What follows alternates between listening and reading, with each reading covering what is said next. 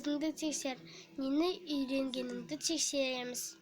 Бүгін номер 1 есеп, қос теңсіздіктің шешімдер жиынын таба аламыз және түсінемін.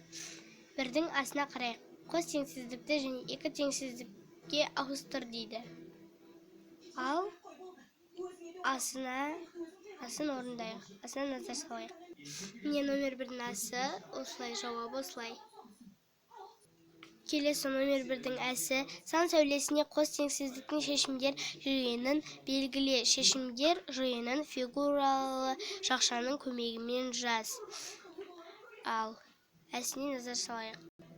Әсінде міне жауабы осылай.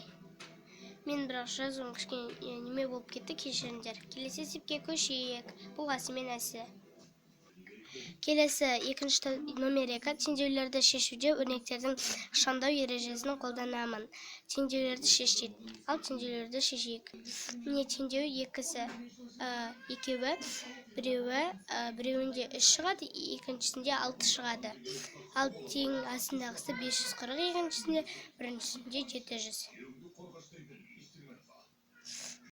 Келесі үшінші тапсырма бөлімдері бірдей жаңа бөлшектерді бар өрнектерге талдау жасай аламын және салыстырамын. Ал бұларды салыстырайық. Номер 3 міне салыстырудың жауаптары.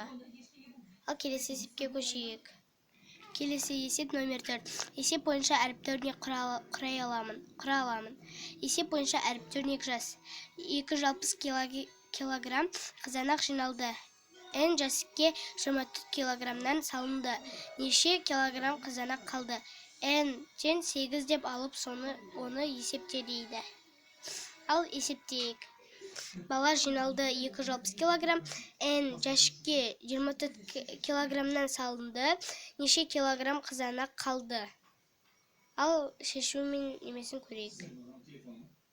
Ал шешуін қарайық. Мына жерде шешуі N тең 8, 260 азайту, жақшаның ішіндегі 8 көбейту 24, тең 68 сонда. Жауап 68 килограмм қызанақ қалды. Номер 5 есепке көшейік. Бұл жерде өрнекті амалдардың орындалу ретін дұрыстығын тексеремін. Әлия өрнектегі амалдардың орындалу ретін дұрыс қойды ма?